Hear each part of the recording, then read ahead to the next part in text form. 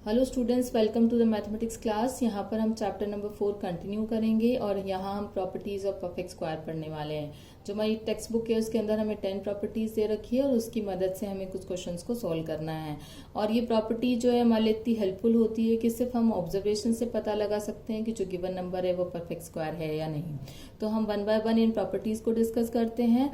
इसके लिए हम अपनी एक्सरसाइज 4B स्टार्ट कर रहे हैं। 4B में जो हमारा फर्स्ट क्वेश्चन हमें दे रखा है उसके अंदर ये बोल रहे हैं कि बाय ऑब्जर्वेशन ओनली, सिर्फ हमें उस नंबर को ऑब्जर्व करना है, फाइंड आउट करना है कि वो परफेक्ट स्क्वायर है या नहीं। अगर हम इसका ए पार्ट लेते हैं तो वो नंबर है 84,597। तो हम क्या करते हैं, इस कंडीशन में जो यूनिट प्लेस पे डिजिट होती है उसको ऑब्जर्व करते हैं। और जो फर्स्ट प्रॉपर्टी है वो ये कहती है कि हमारे पास में 2, 3, 7 या 8 अगर यूनिट प्लेस पे ये 4 डिजिट्स हैं तो वो नंबर जो है वो परफेक्ट स्क्वायर नहीं होगा। तो हमें इसके लिए क्या बोलना पड़ेगा, no it is not a perfect square. इसी तरीके से अगर बी पार्ट की बात करते हैं तो हमारे पास नंबर है 51,984।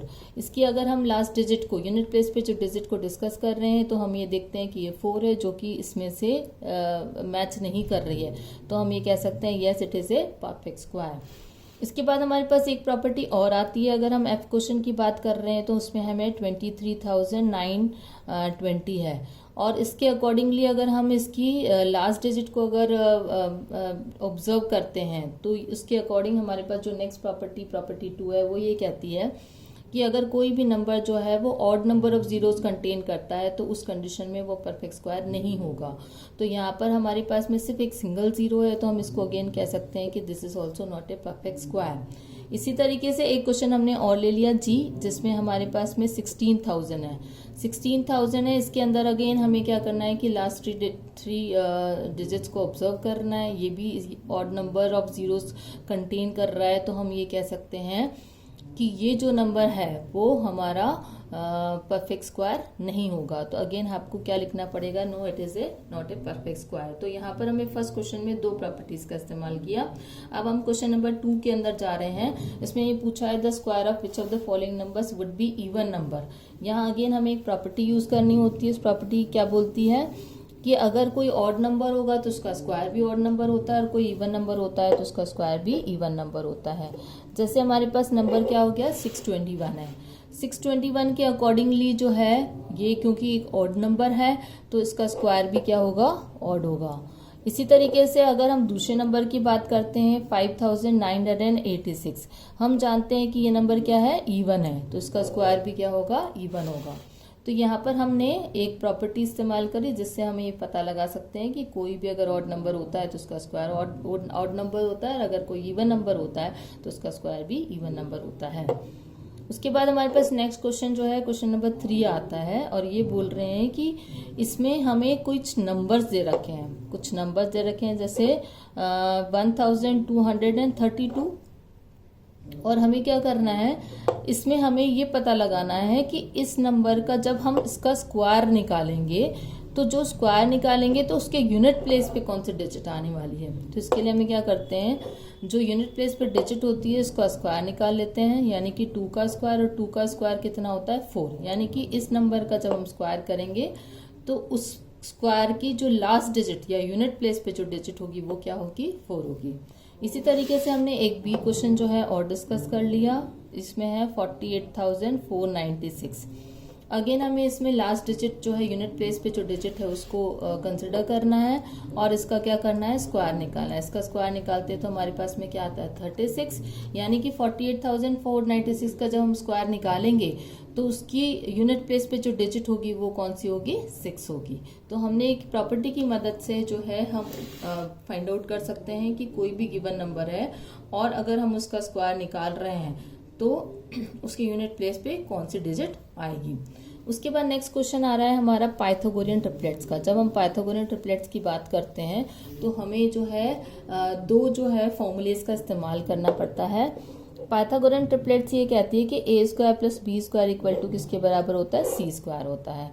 अभी हमारे पास में जो इसका a पार्ट है वो है हमारा 5 और हमें जो है इसके रिमेनिंग जो पेयर है वो pair of numbers find out करना होता है। तो हम क्या करते हैं, इसमें दो फॉर्मूलेस का इस्तेमाल करते हैं क्योंकि ये ऑड नंबर है। तो सबसे पहले हम इसका क्या कर लेते हैं, स्क्वायर कर लेते हैं। स्क्वायर करने के बाद इसको हम क्या करते हैं, 2 से डिवाइड कर देते हैं। 2 से डिवाइड करेंगे तो हमारे पास में क्या आ गया, 12.5। अब 12.5 से जस्ट पहले वाली जो इंटीजर है उसको लिख लेते हैं और उसके जस्ट बाद वाली इंटीजर को लिख लेते हैं। तो हमारे पास पाइथागोरियन ट्रिपलेट बन जाएगी 5, 12 एंड 13। उसके बाद इसके बाद जो हमारे पास में जो सी पार्ट है उसके अंदर हमारे पास में जो हमें पाइथागोरियन ट्रिपलेट कैलकुलेट करनी है, उसका जो फर्स्ट नंबर है वो हमारा इवन नंबर है। तो यहाँ पर हम दूसरा फॉर्मूला इस्तेमाल करते हैं। यहाँ पर हम क्या करते हैं, 2n लिखते हैं। 2n n किसके बराबर होगी, तो n किसके बराबर हो जाएगा, 3 के। फिर जो नेक्स्ट नंबर होगा वो क्या होगा, n स्क्वायर माइनस 1, यानी कि 3 स्क्वायर माइनस 1। 3 का स्क्वायर होता है 9, 9 में से 1 लेस किया तो कितना बचा, 8। तो यहाँ पर 8 आ गया। इसी तरीके से दूसरे में जो हम ट्रिपलेट निकालते हैं वो क्या होता है, n स्क्वायर प्लस 1। तो ये हो जाएगा हमारा 9 प्लस 1, वो किसके बराबर हो गया, 10। तो इस तरीके से हम दो फॉर्मूला यूज करके पाइथागोरियन ट्रिपलेट जो है वो कैलकुलेट कर सकते हैं। अब हमारे पास में जो नेक्स्ट क्वेश्चन आ रहा है, write down the find the sum without actual addition. Add नहीं करना है हमें नंबर्स को, जस्ट एक प्रॉपर्टी का इस्तेमाल करना है और उसका एडिशन निकालना है, सम निकालना है। तो हमने क्वेश्चन नंबर जो है 5 किया। 5 का जो ए पार्ट है उसके अंदर हमारे पास में 1 + 3 है। तो ये फर्स्ट 2 ऑड नंबर्स हैं। तो फर्स्ट 2 ऑड नंबर्स का जो सम होता है वो क्या होता है, 2 का स्क्वायर यानी कि 4 हो जाएगा। इसी तरीके से नेक्स्ट है हमारा बी पार्ट जो है 1 + 3 + 5 + 7। तो ये हमारे जो है फर्स्ट 4 ऑड नंबर्स है। फर्स्ट 4 ऑड नंबर्स का मतलब हो गया 4 का स्क्वायर, और 4 का स्क्वायर कितना बराबर हो जाएगा, 16। तो हम ये कहते हैं the square of a natural number n is equal to the sum of the first n odd numbers। उसके बाद हमें क्वेश्चन नंबर 6 में जाना है। क्वेश्चन नंबर 6 के अंदर हमें दो कॉन्सिक्यूटिव नेचुरल नंबर के स्क्वायर का डिफरेंस कैलकुलेट करना है। तो इसमें भी हम प्रॉपर्टी यूज करते हैं। अगर हमारे पास में दो कॉन्सिक्यूटिव नेचुरल नंबर के स्क्वायर का डिफरेंस निकालना होता है तो उसका रिजल्ट जो है उन दोनों नंबर के सम के बराबर होता है। तो हम इसको अपने क्वेश्चन से समझेंगे। जो ए पार्ट है, एक पार्ट में हमारे पास में 203 और 202 के स्क्वायर का डिफरेंस, ये दो कॉन्सिक्यूटिव नेचुरल नंबर है, इनके स्क्वायर का डिफरेंस हमें कैलकुलेट करना होता है। तो प्रॉपर्टी क्या कहती है, इन दोनों नेचुरल नंबर्स को आप सम करते हैं। तो हमने 203 और 202 को प्लस कर दिया। 203 और 202 को प्लस करेंगे तो हमारा आंसर कितना आ जाएगा, 405। उसके बाद में हमारे पास में एक इसका जो बी पार्ट और डिस्कस कर लेते हैं ताकि हमें ये चीज अच्छे से क्लियर हो जाए। ये है हमारा 869 का स्क्वायर माइनस 868 का स्क्वायर। इसके अकॉर्डिंग भी यही है कि हमारा जो है कि जो नंबर है, ये दो कॉन्सिक्यूटिव नंबर है, इनके स्क्वायर का डिफरेंस हमें कैलकुलेट करना है। तो ये हमारे इन दोनों नंबर के सम के बराबर होगा, यानी कि 869 और 868 को अगर हम प्लस कर देते हैं तो हमारा आंसर आ जाता है 1737। उसके बाद हम क्वेश्चन नंबर 7 के अंदर जा रहे हैं। क्वेश्चन नंबर 7 के अंदर जो है हमको कुछ पैटर्न दे रखा है और पैटर्न को ऑब्जर्व करने के बाद में हमें अपना नंबर्स को फिल करना है और इसको हम डायरेक्टली अपनी जो है टेक्स्ट बुक है उसके अंदर भी हम क्या कर सकते हैं, फिल कर सकते हैं। तो जो हमारा क्वेश्चन नंबर 7 है उसके अंदर हमें जो पैटर्न दे रखा है वो क्या दे रखा है, 3 square plus 4 square plus 12 square is equal to 13 का स्क्वायर। इसी तरीके से ये है 4 स्क्वायर प्लस 5 स्क्वायर प्लस 20 का स्क्वायर इज इक्वल टू 21 का स्क्वायर। यानी कि फर्स्ट 2 नंबर्स है उनका मल्टीप्लिकेशन यहाँ आ रहा है और इससे जस्ट नेक्स्ट नंबर जो कंसेक्यूटिव नंबर हमें यहाँ लिखना है। तो हमें पैटर्न जो है वो समझ में आ गया। तो अगर हम ए पार्ट की बात करते हैं तो 1 का स्क्वायर 2 का स्क्वायर, इन दोनों को मल्टीप्लाई करेंगे तो अगेन 2 का स्क्वायर हो जाएगा और फिर इसके बाद जस्ट नेक्स्ट कंसेक्यूटिव नंबर कौन सा आ रहा है, हमारा 3 का स्क्वायर। इसी तरीके से 5 स्क्वायर है और यहाँ पे हमें क्या करना है, फिल करना है। तो हमारे पास में ये 30 है, यानी कि 5 को हम किससे मल्टीप्लाई करेंगे, 6 से, तो 30 आ जाएगा। 30 के बाद नेक्स्ट कॉन्सिक्यूटिव नंबर कौन सा है, 31 का स्क्वायर। तो हम पैटर्न को ऑब्जर्व करके जो है अपना जो फिलअप है उसको फिल कर सकते हैं। उसके बाद हमारे पास में नेक्स्ट इन्होंने जो सी पार्ट बोल रखा है, ये हमारा बी पार्ट था। सी पार्ट में इन्होंने अगेन हमें एक फिलअप दे रखा है, फिर 3 स्क्वायर लिखा है, फिर 6 स्क्वायर लिखा है और अगेन हमें यहाँ पर फिल करना है। तो हम जानते हैं कि किसको मल्टीप्लाई करेंगे 3 से, तो 6 मिले। 2 से करेंगे तो हमने 2 का स्क्वायर कर लिया, और 6 के बाद नेक्स्ट कॉन्सेक्यूटिव नंबर कौन सा है, 7 का स्क्वायर, तो हमें यहाँ पर क्या करना है, 7 का स्क्वायर लिखना है। इसी तरीके से जो हमारा 8 क्वेश्चन है उसके अंदर भी हमें पैटर्न को ऑब्जर्व करना है। पैटर्न को ऑब्जर्व करके हमें ए और बी इसके 2 फिलअप से रखें, और वो कोई ज्यादा मुश्किल नहीं है हमारे लिए। तो अगर हम 8 क्वेश्चन की बात कर रहे हैं तो उसके अंदर हमारे को जो पैटर्न दे रखा है वो कौन सा है, 121 को इन्होंने लिख रखा है 22 का स्क्वायर, और जितने भी ये नंबर्स हैं इनको प्लस कर रखा है, एंड 1 2 3 2 1 इसको में भी हमें क्या कर रखा है, जो हमारे पास में जो बीच वाली डिजिट है उसको 3 टाइम्स लिखकर और उसका स्क्वायर कर रखा है, सारे डिजिट्स को नीचे वाली जो डिजिट्स है उसको प्लस कर रखा है। तो हम इस पैटर्न को ऑब्जर्व करने के बाद अगर हम ए पार्ट की बात करते हैं तो ए पार्ट में हमारे पास में क्या है, 1 2 3 4 3 2 1। तो इसके अकॉर्डिंग हमारी जो है सेंटर वाली डिजिट कौन सी है, 4।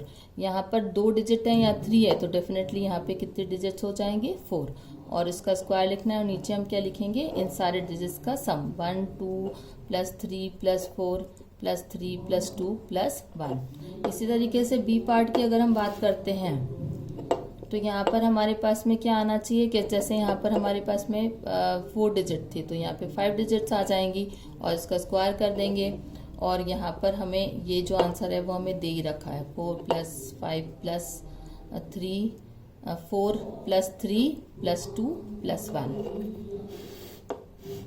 तो यहाँ पर हमारा नंबर क्या हो जाएगा, यहाँ पर हमें नंबर लिखना पड़ेगा 1 इसी के अकॉर्डिंग, 1 2 3 4 5 4 3 2 1। ओके, तो इस तरीके से हम पैटर्न को ऑब्जर्व करके जो फिलअप्स है उनको फिल कर सकते हैं।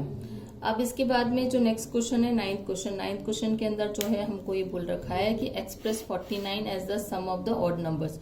अभी हमने जो प्रॉपर्टी पढ़ी थी उसी के अकॉर्डिंग जो है 49 को जो है हमें वो करना है, observe as a sum of odd numbers लिखना है। तो हम इसको कैसे करेंगे कि हमारा 49 किसका स्क्वायर होता है, 7 का स्क्वायर, यानी कि हमें फर्स्ट 7 जो ऑड नंबर्स है उनको लिखना है। 1 + 3 + 5 + 7 + 9 + 11 + 13। तो ये जो हमारे जितने भी फर्स्ट 7 ऑड नंबर्स हैं इनका सम कितना हो जाएगा, 49। उसके बाद जो इसका बी पार्ट है उसमें हमें क्या करना है, 25 को लिखना है। 25 को हमें सम ऑफ ऑड नंबर्स लिखना है। तो 25 किसका स्क्वायर होता है, 5 का स्क्वायर होता है, यानी कि हमें फर्स्ट 5 ऑड नंबर्स चूज करने हैं और उसका सम करना है। तो ये किसके बराबर हो जाएगा, 25। तो हमने जो वीडियो 2 लिया इसके अंदर बेसिकली हमने प्रॉपर्टीज डिस्कस करी थी, और जो हमारी नेक्स्ट एक्सरसाइज है 4C उसके अंदर हम क्या करेंगे, टाइम सेविंग मेथड डिस्कस करने वाले। स्क्वायर निकालने के लिए एक कॉलम मेथड होता है, दूसरा डायगोनल मेथड होता है। तो see you in the next video.